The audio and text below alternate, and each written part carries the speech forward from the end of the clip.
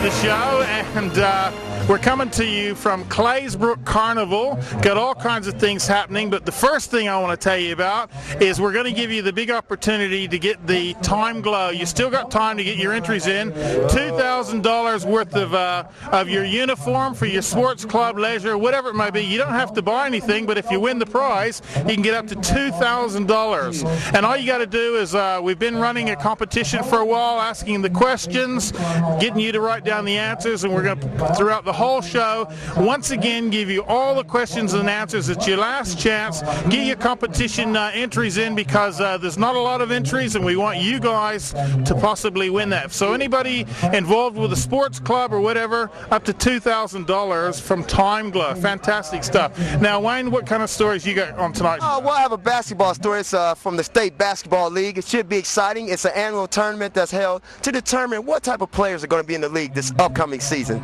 Fantastic. An action man?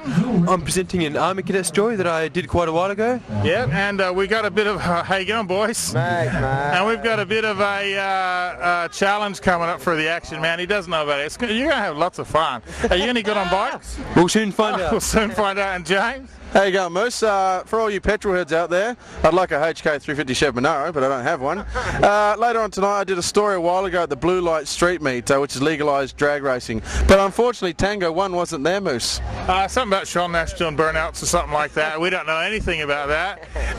If you want to do a bit of driving around on the streets, don't do it. Go up there to the Blue Light Street Drags, have a bit of fun.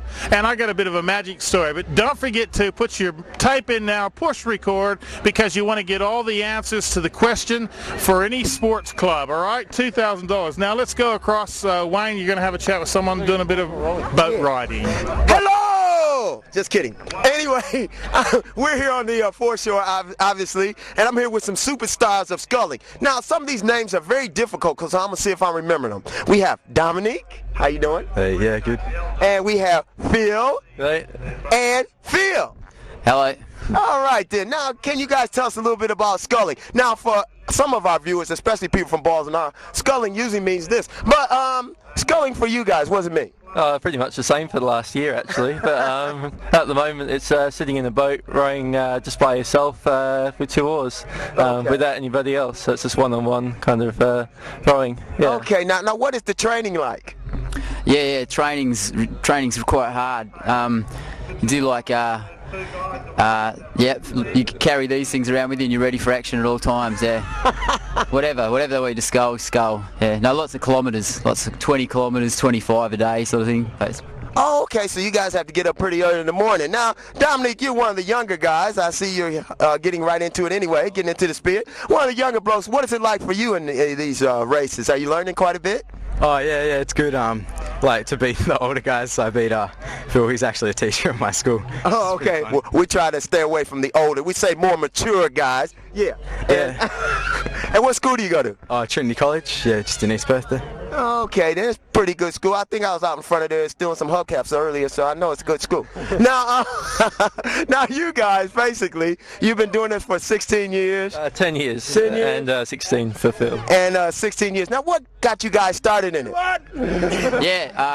And these guys won. Yeah, it's a good rush. It's kind of like surfing and boxing. Like you skate across the water, and the more you put into it, the more aggro you get, the faster you go. So it's a really good, feeling. And you just, without, like with running, you get injuries and soreness, but with this, you can just keep getting fitter and fitter. It's good, and it's a good crowd. Get a couple of strange people dropping in, but it's generally really friendly, and everyone sort of competes, but good mates. It's good. Yeah. Oh, excellent. Now we've got these young superstars coming here. We were going to get some names because they just basically crashed our camera, so we've got to get them on. Now, I believe these guys just won because they're a bit wet there. Your name is? Yeah. Morgan. Michael. Jerome. I'm Ash. All right, now, you know, they're younger guys, right? But you can tell once they got on camera, their voice got real deep, you know what I'm saying? But, all right, you guys just finished racing. What was your event? It was Cox 4, and we just won against Murdoch. Oh, okay, dude. Yeah. Now, what was the training like for you guys to get ready? Oh, we did about 1 hour this morning. We rode from A&A, and that's about all we did. And a little bit of this, obviously. Yeah. And a little bit of the bubbly. And how long have you been with the team? About 2 hours or so. Oh, okay. So you're a veteran now. And yourself, how long have you been with these superstars? About, I don't know, about This morning. yeah, this morning. Morning. All right. Well, you guys already went in there and got a win that quick. What do you attribute all this success to? Early success. Drinking, I guess. Yeah. Drinking and Boat. the boat. Yeah, it must be the boat. Yeah. Is it like a magic boat or something? Or? Yeah, Well, totally. We had fairy dust sprinkled on Bubba's head Luck. beforehand. So. My fairy dust. Oh, okay. Yeah. So that was our good luck for today. All right. Now, what's the name of your team once again? Guildford Grammar School, Guildford Rowing. Okay. Now, if there's anybody you guys want to say hello to. Just everyone that supported us throughout the whole season. The GRA. And the GRA. Our sponsors, the GRA. Yep. And Phil, who gave us lunch, he brought us 2 packs of chips. And yeah, it's about it. Just and A&A. Yeah, our parents as well, and all our friends. Yeah, just parents, girlfriends, stuff like And that. the fairy that gave fairy that gave us Just parents and stuff. Yeah. Oh, well, good on you guys. And like the Rotary Club of East Perth, they've been working on this for months. So yeah. Give it up for the Rotary Club, yeah. All right then, guys, thanks a lot, and every success. I'm sure you're well on the way. Now we're getting ready to go to a story about basketball that we did up at, I would say Challenge Stadium, but no, it's Perry Lake Stadium, ladies and gentlemen, so check it out. Now I'm here with my big friend over here, Charlie, who's been in the league for 1,000,000 years, actually. He's played 284 games. He's now the assistant coach of the Sterling Senators. I had the pleasure of playing with this guy back in 89-90. Fantastic player, and it's great to see him still in the sport. How you doing, Charlie? I'm well, mate. How are you? I'm doing well. Now, can you tell us a little bit about this preseason tournament and what you guys are trying to get accomplished? I suppose what we want to do is we get 4 games over the couple of days to prepare ourselves for the season. Had a good 2-3 months worth of practice. Now it's time to make sure we get it right, so in 2 weeks' time we're ready to go. Oh, excellent. Now, I mean, you guys just had a first hit out against the Coburn Cougars. What's your assessment of that game? I didn't really like it. We didn't do too well. Credit to them, they came out, probably just played a bit harder than us. It's hard, you're trying to get everyone on the court, give everyone a run, and at the same time you want to win everything. So it's a tough balance, but look, gave us a lot to look at. It's our first run, first hit, so it gives us a chance to work out what we need to do.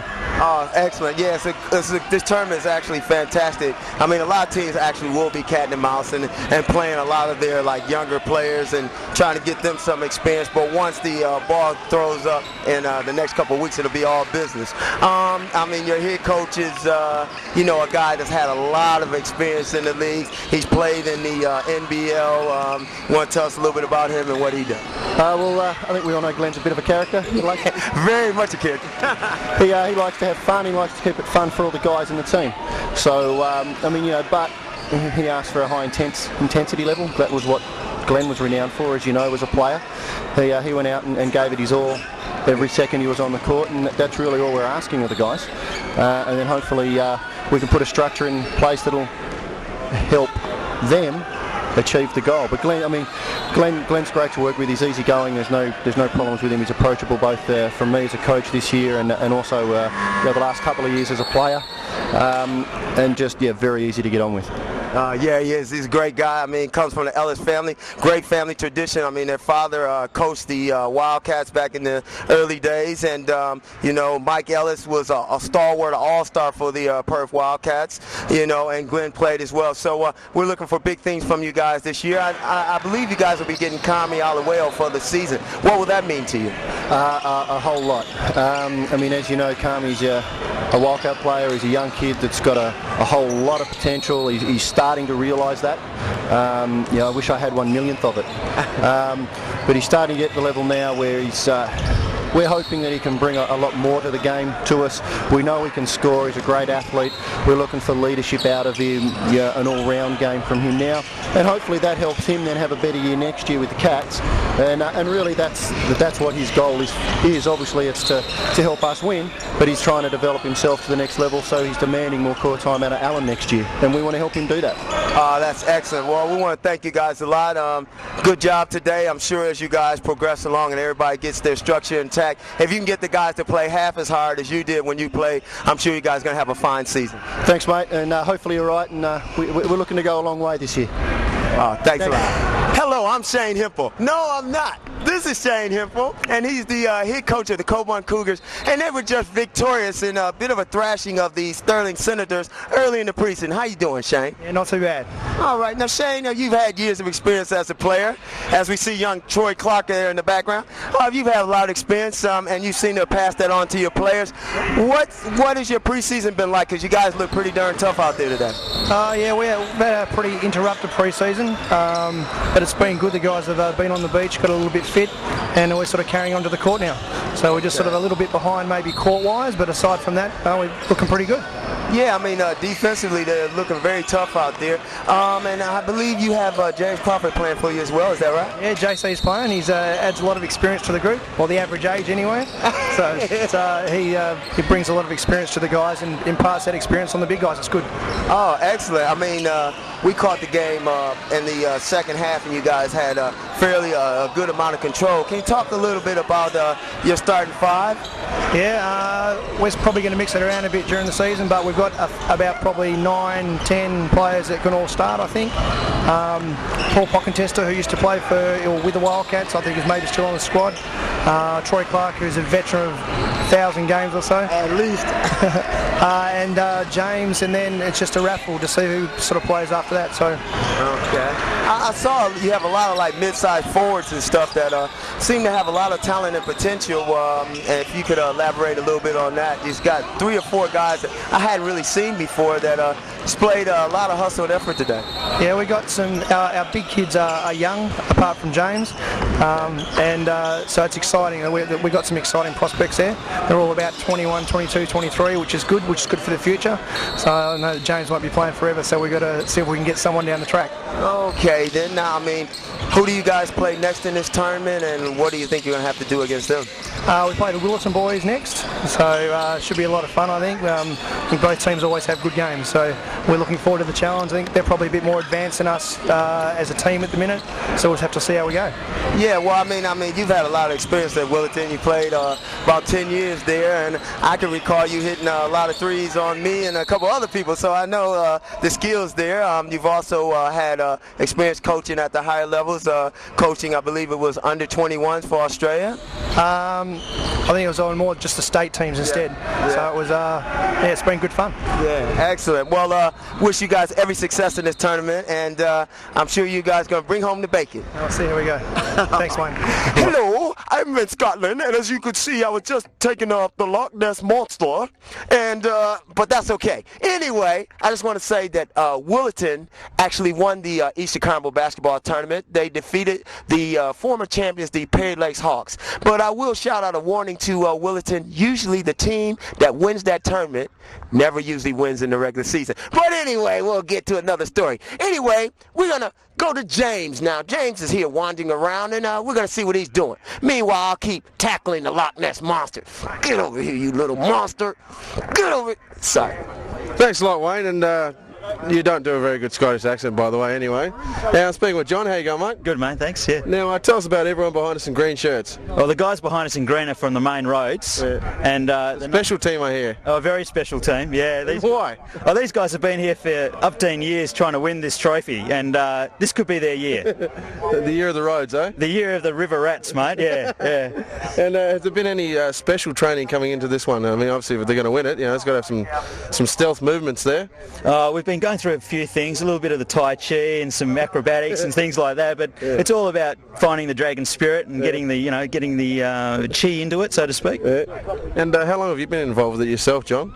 I've been in Perth actively probably for the last 12 years, and I was with the Sydney Dragon Boat Festival for a few years before that. So yeah, probably up to 15 years now. Yeah. And does it take a lot of training to get it to the stage to win, I suppose? Oh yeah, some crews can be paddling for nearly 3 months, 4 nights a week, really? just to get prepared to go for like an overseas tour race. Yeah. These guys here have been at it just for the last month, when they can after work, getting together, having a good time. Yeah. And if anyone out there watches and thinks I'd like to give it a go, is there a number they can contact to join a team? They sure can. They can call any of the West Australian Dragon Boat Association clubs, or they can call the Perth Dragon Boat Club. Yeah. Yeah, you can reach us on 041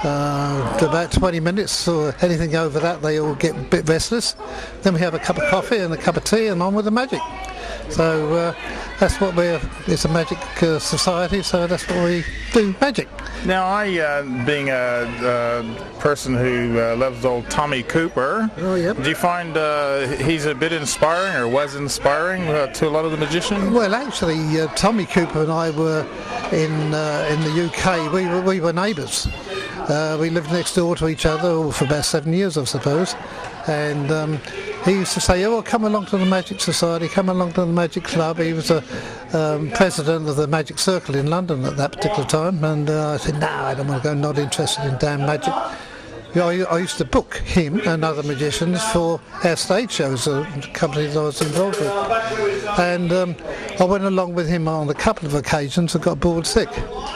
Card tricks, everybody seemed to do card tricks. And it was only when I came out here to Australia that I got interested in magic. Now with Tommy, actually, because I know when he went to America, they booted him off the stage because they couldn't work out why none of his tricks worked. They couldn't realise he was actually a comedian. Oh, that's right. Well, Tommy, a lot of people don't know this, but Tommy suffered very, very badly from nerves. He used to tremble like mad and sweat profusely. You wouldn't think it, though, would you, really? Before he went on stage, and by acting stupid and acting as though he didn't know what he was doing, bumbling through, he used to cover up his nervousness. But he was a fantastic magician, no doubt about it. A great person, unfortunately, passed away doing what he loved doing best. That's right, on stage. Yeah. Now, someone out there saying, well, I wouldn't mind having a go, a lot of young kids or anybody want to get involved. Is there a number they can call you on? Yes, if they'd like to call me at home. I haven't got the... I've got some pamphlets over there and some cards, so I'll give you a couple and you can pass that on to... Yeah, we'll put the number on the screen anyway, so if someone wants to come down. Now, when is your meeting too? Every Wednesday, every third Wednesday of the month. And it's right here in Fremantle? No, it's in Balga in Perth. And every other month we have what we call an open night, where members of the public and their own families and that can come along. We show magic on that night. We do magic every night, but on those nights we just perform magic. We don't tell them how it's done. Then on the other month we have a closed meeting, which is only open to magicians and visiting magicians that we know. And we have lectures and workshops, and the idea there is that we get up, we do a trick, and if anybody wants to know how it's done, we tell them. Okay. Cool. So this is how we learn. So that's how everybody teaches everybody and has a good time. That's right. Yeah, certainly do. All right, Pat, thanks for talking to us. And hopefully a few more people might suddenly appear at your meetings. You never know. Why not? Yes, tell them to get in touch with me. The number's on the screen, and you can they'll come along, and I think they'll enjoy it. That'll be good. Okay. Thanks, Pat. Thanks a lot to Moose for that story with the magic story, and I think there's some other one coming up as well. We're still down here and speaking with, how you going, mate? Dan? Yes, hello, how's it going? Good. And Bonnie, how you doing? Yeah, pretty good. And your name's Dan, is it? Yep. Hey, thanks. Good stuff, mate. Now, you guys all work for the City of Perth. Can you tell me a bit about your job and what you do? Well, we're actually part of the City of Perth Youth Advisory Council, so we're not actually employees of the City of Perth, but we do volunteer work for the City of Perth under the capacity of the Youth Advisory Council. Yeah. And what kind of things do you actually do? We put together events and things like that. We hold meetings. We also try to express the view of young people to the council in matters that relate to the City of Perth. Yeah.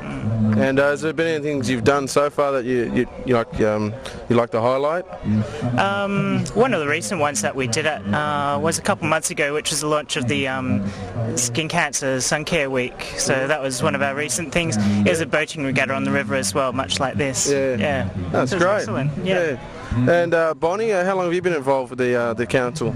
I've only been involved with this one for about a month actually, but before that I was on the Cambridge Youth Advisory Council, but now I go into the city to work, so I've joined the Perth one.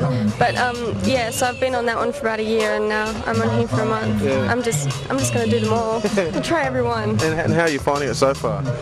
It's it's pretty good. It's quite strange how a lot of them are, even though they're very similar organisations, they work differently depending on the people inside them, kind of thing.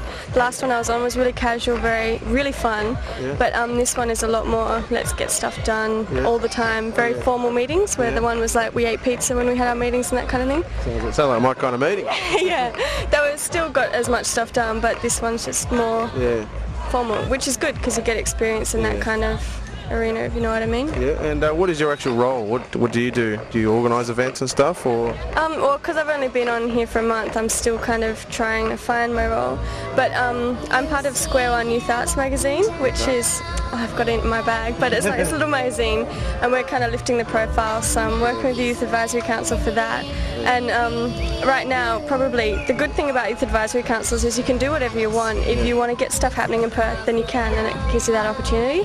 So hopefully I'm going to try and organise a few gigs and that kind of thing that aren't just gigs, maybe have comedians or, you know, that kind of stuff. Yeah, that'd be get really some good. cool stuff happening. Yeah.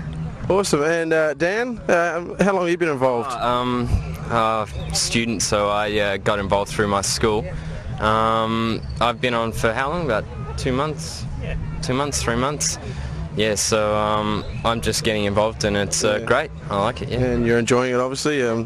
Getting to do a lot of things that you never would have been able to do before. Yeah, it's good to get involved and hands-on things that affect us in the city of Perth. Yeah.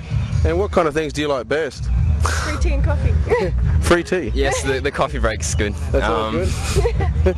No, I think what I enjoy most about it is I guess just the way we get to interact with people, and it may be older people, but we're all on the same level and we can talk maturely about things that really do affect us in the city of Perth. And I suppose also in your jobs, you know, you're kind of like in between the people and what's happening. You get to find out because you're seeing the real people and organise stuff what they want, isn't it? Yeah, that's true. I don't have a job, but I do work sometimes on the holidays, so it's good to get involved, yeah. Awesome, mate.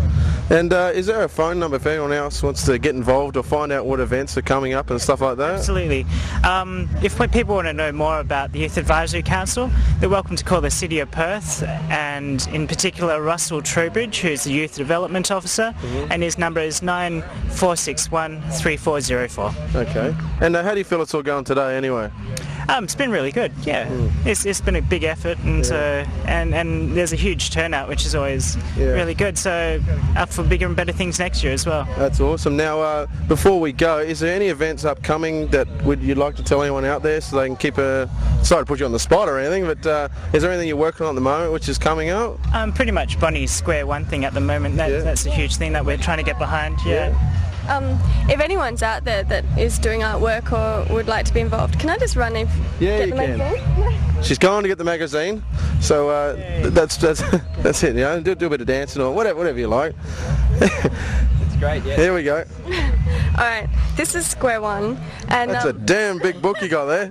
It's a bit funky, and this is only the first edition, and we're looking for funding and getting that kind of organised for the next one. And it's to give youth a public space to display artwork and to do projects and that kind of thing. And we do a bit of wacky stuff and a bit of cool stuff and a bit of really meaningful stuff. And I don't know, I'll show you. I don't know if you can close up on that, but that's actually my dad having a shower in Parliament House waterfalls. This one was actually on strange human behaviour, so that's beautiful. That's like something we did. But if anyone wants to get involved with anything or has artwork, contact me, 9485 0560, or contact through Russell, and it'll be really good. Thank you very much for your time, guys. Pleasure talking to you. Pleasure again. Nice to meet you. Cool. And now we're going to go to a story I did recently at the Blue Light Street Meet, so check this out. I'm down here at Barbagallo Raceway, and there was just a VLO there doing donuts, and I'm speaking with Paul Harvey. How you going, mate? Yeah, good, thanks. Now, you actually let that happen out there? Sorry? You actually let that happen. They're out there doing donuts. Yeah, it's all part of it, mate. We let them out there, and they do it out here, and it's legal. Yeah, well, don't get into trouble. It's called the Blue Light Street Meet. Just tell us the basics of what happens down here every fortnight. Well, every fortnight we encourage the young kids from the northern suburbs bring their cars out here. We have a quick look over them for safety. We give them a breath test just to make sure they haven't been drinking, and so obviously safety's right on top of it. and we let them drag race against each other in a supervised environment. We let them do burnouts out in our burnout pad, which Scarborough Rotary kindly built for us. And it's just a fun night, and they get it out of their system now, and they don't do it out in the street. Yeah, it's obviously a lot better than doing it out in the street because there's lives at stake. How much does it cost if someone out there thinks I wouldn't mind coming down and giving it a go? Yeah, competitors, $10, and that gets them a night full of racing, gets them a go on the burnout pad. Yeah. And can't get anything for that sort of money. And do you need any safety gear to bring with you if you come down? We require you to have a long sleeve shirt, long pants, covered shoes. We supply helmets, but if you've got your own, bring them. Because obviously we've got a limited number. And obviously we require your car to be reasonably safe. Okay, and what kind of cars come down there? Can anyone with like a Dado come down can compete compared to, I suppose, the 5 litre Monaro or something? Yeah, we get all types. We get the 9 and 10 second cars, street rods, things like that, right down to, as you said, the little Datsuns, Corollas. Just kids out here having a bit of fun and having a go and doing it legally. No worries. And so it's on every second Thursday, is it? Yeah, every fortnight on Thursday night. Yeah. Yep. And if anyone wants to get details, is there someone they can get in contact with? Well, they can ring me at Joondalup Traffic, or we have an info line set up. It's 94000 927. That's got a recorded message on it, and it gives them the details of when the meet is and a little bit about it. No worries. I suppose your advice to anyone out there is just come down and have a bit of fun? That's it. Come and do it here and keep it off the streets. You come and do it out here, you don't get a sticker, you don't get a ticket. Anything's legal inside the grounds as long as you follow our rules, and you don't get hassled out here. No worries. Thank you very much for your time, Paul, anyway. No worries. And yeah, get your cars out here and have some fun. We'll be catching up with some cars and have a look what's out here.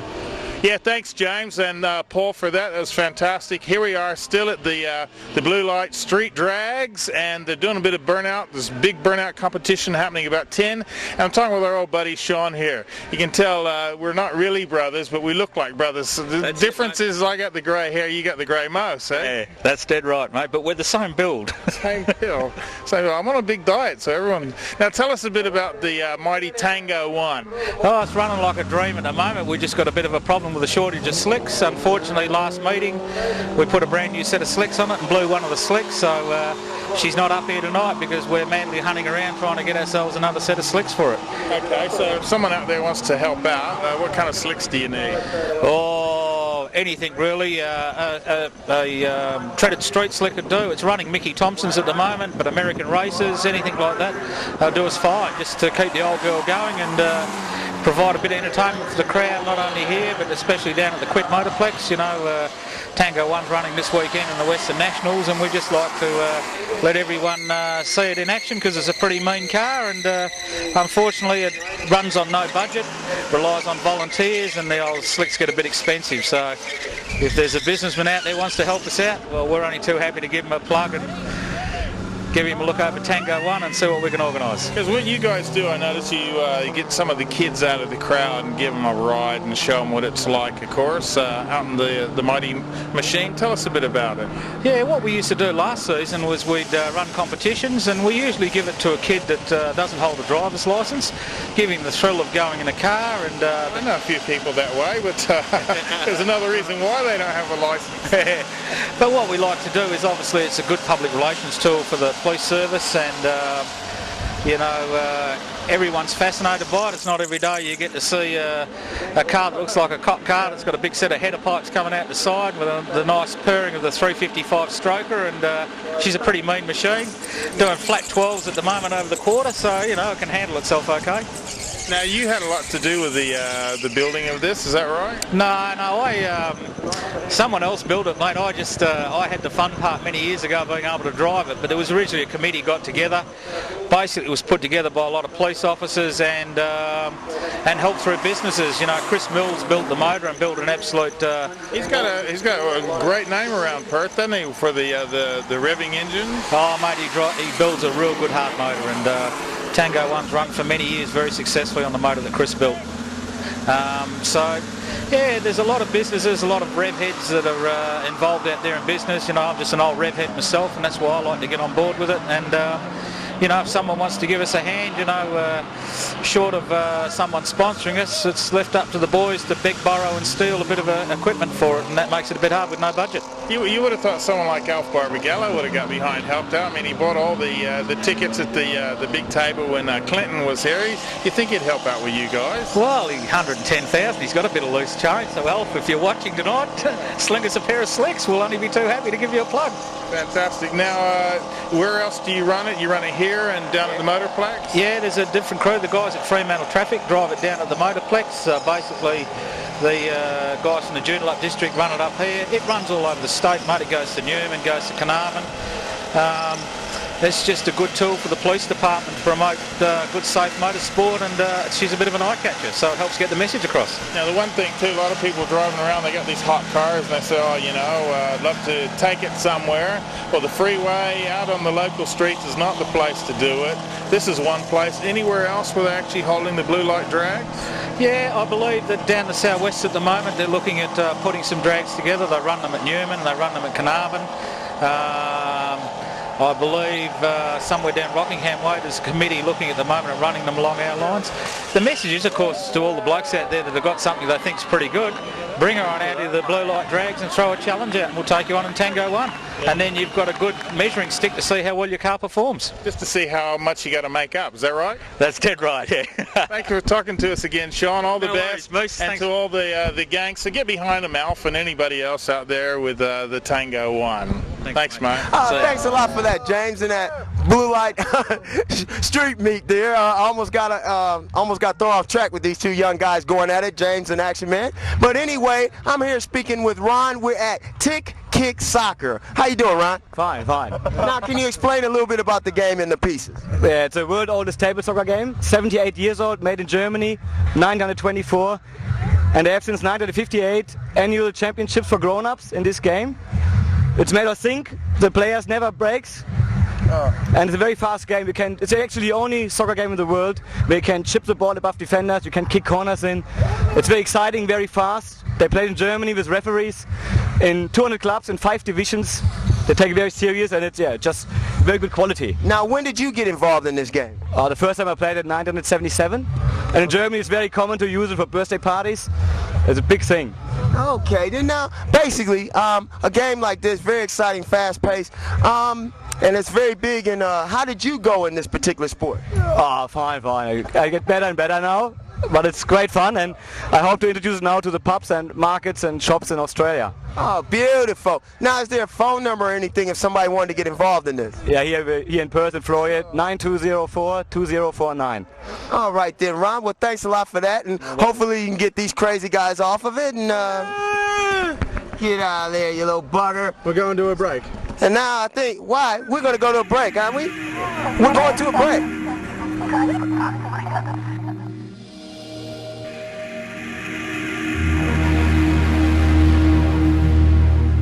We're breathing again. Thanks a lot.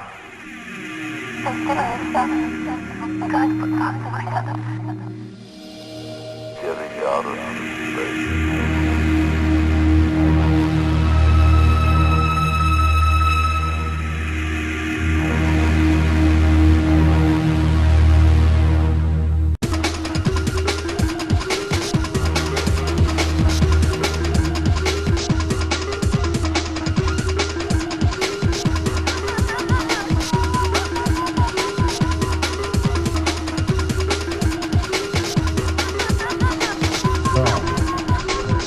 Welcome back, everyone. I'm the Action Man. I'm talking with Rick Dees, who's from the Cycle West Promotions, the Cycle Instead Promotions. So, what's all this in aid of today? Pretty much what we're doing is just introducing kids to the sport of cycling in a very non-threatening way. Just have a bit of fun, and actually we identify quite a few kids through this program.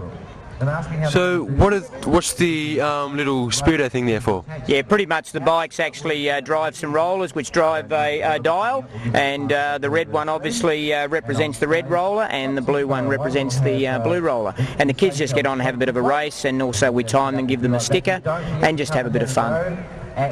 Well, thanks for talking to us. Now, I'm going to story the phone number, right? Now, if someone wanted to get involved in all this, how could they go about it? Sure, my mobile is 0413 867 440. Well, thank you again for talking to us. I'm going to a story I did with the Army Cadets quite a while ago, so have a look at this. And I'm here at the 2001 Army Cadet Annual Camp. Now, what that is a combination of all the training that the cadets have gone through during the year. Now, I'm here with Warren Officer Negro, and he's the OIC of the conference course. Now, how are you today, sir? Pretty well. Now, tell the viewers what an IOC is. The OIC of the confidence course is the officer in charge. That's the title, basically supervising the running of the confidence course. You're also a PTI from what I'm told. What actually is a PTI and what do you do with the cadets? Well, I'm actually a sub-unit PTI. I'm not actually PTI qualified, but I mean, I've got enough qualifications to run and supervise the confidence course. PTI is basically a physical training instructor who looks after the physical aspects of training in the military. Now, what would be some of the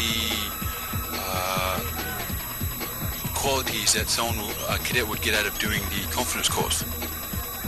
The confidence course is designed to challenge the cadets in the aspects of building up their confidence, that's ergo the name, in tackling obstacles which challenge their fear of height, space, water, and most importantly, it gives them the opportunity to work as a team.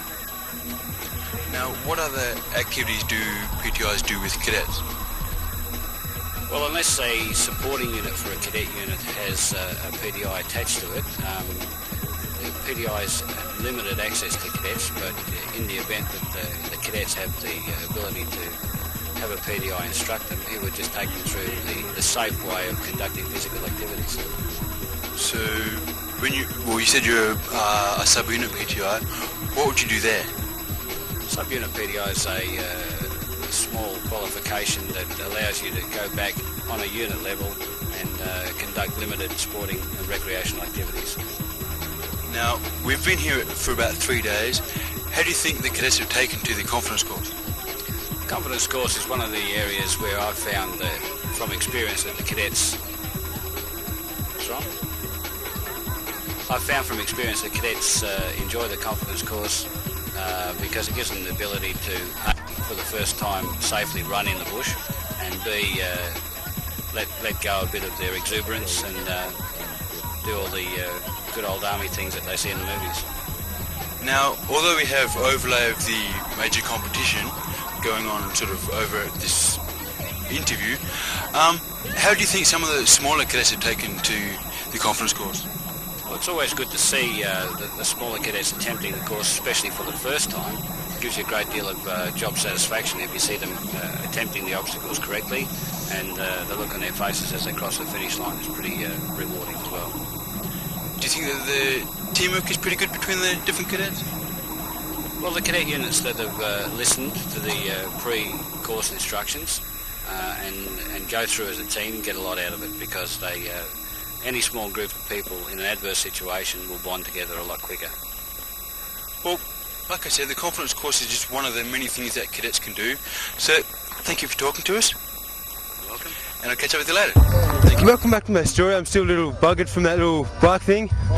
Now, I'm talking to one of the clowns who's been hanging around here from Clowning Australia. Now, what exactly do you guys do? It's Clowning Around, and Clowning Around does charity work. We go to hospitals, nursing homes, whatever, and do clowning and try and make the sick children, give them a bit of fun. So, we do a lot of work with the Starlight Foundation in Royal Perth Hospital. Now, if someone wanted to hire you guys, is there a number they could call? Yes, I have a mobile number. It's my mobile number is 9... What probably happens, we get it off here and it'll be running along the bottom of the screen, so... Oh, right. Well, yeah. I'll give you a card, yep. And I'll give you a card, and you can run it along the bottom of the screen. Okay. Well, thanks for talking to us. No problem. Now we're going to go to a story that Moose did at some a magic festival. So check this out. Okay, now I'm having a chat with the youngest and the younger right here, magicians. I'm talking to Fred. Hi, Fred. How are you? Yeah, well, I'll tell you what, you'll have to yell, I'm deaf. I'm deaf. My wife says that about me too, Yeah, but forget that's only about has it. to do something. Yeah. Yeah. But I can't hear, you know. I'm sorry. But you do some great magic tricks. Oh, thanks very much. Yeah, I've been at it a long time. Yeah, we same. But I just do it as a hobby now, and I find it's a very wonderful pastime, apart from gardening. But I think magic is number one for me. Fantastic. Now, what got you started? I'm sorry? What got you started? What made you begin doing magic? Well, I really don't know. This happened many years ago. I happened to see an ad in the paper, or rather in an American magazine, where a firm over there was advertising for magicians. So I applied. They sent me the forms, I filled everything in, and they sent me the course. From then, away you went. Yeah, I never. And you're a young 91 at the moment. When did you start? That's right. I think I was about 16 years of age, or a bit younger than that, yeah. So you've travelled all over doing this? All over the west, really, mostly. Up north and wheat belt, mining areas. But I didn't make the big time. And, I reckon you did. What do you reckon, Winsome? This is Winsome, by the way. Hey. Now, you're actually the youngest registered magician in Australia, is that right? Well, Western Australia. Okay. Yeah. Now, what got you started?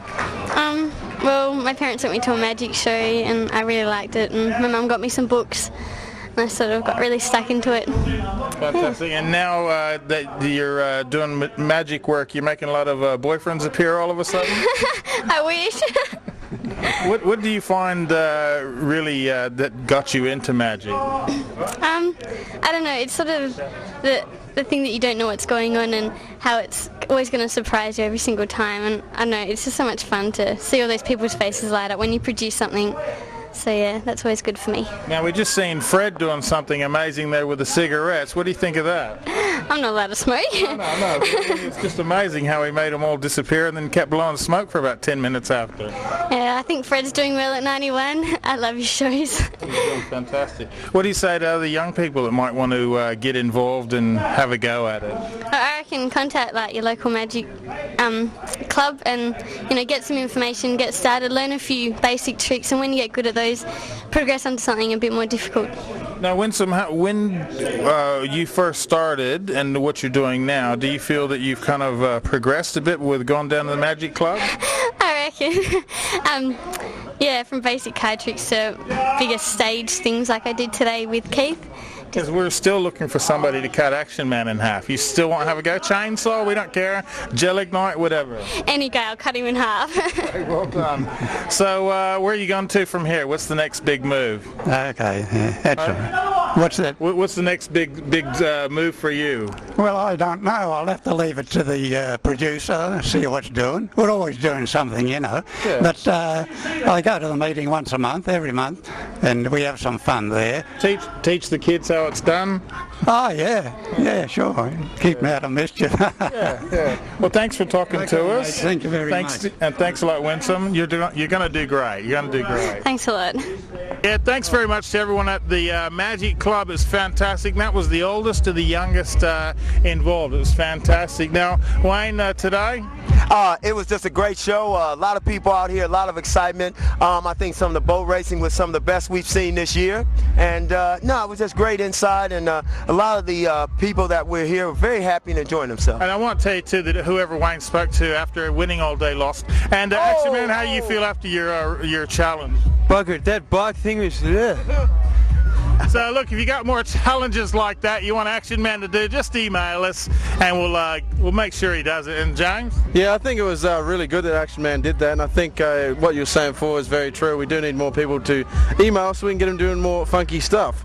And today was a great day. Some very talented people down here. Had a ball. And of course about the blue light street meet. Oh yeah, I think they should donate me a HK 350 Chevy Monaro. I'll take it. They're going to do it. Don't forget, don't run around the streets like that. Take it up there. and also you're against other people who want to have a go. We want to say thanks to the Rotary Club. They're just setting up for a new lot. Here we had Trinity College Band earlier, and all kinds of people performing here. It's a great day, and don't forget, you want to get your stories or your club or whatever it may be. Hope you've taken all the answers to the Time Glow competition. That wasn't us, wasn't me.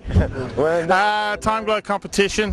Hope you get your entries into it. Thanks for watching. Every Monday night, the name of the show is Balls and All. We'll catch you next week. Don't forget, we repeated Saturday at 4.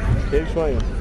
If you want good sporting apparel, make sure you go to Time Glow. They'll fix you up. And also, if you want to get on the internet, make sure you make a stop at WA Net.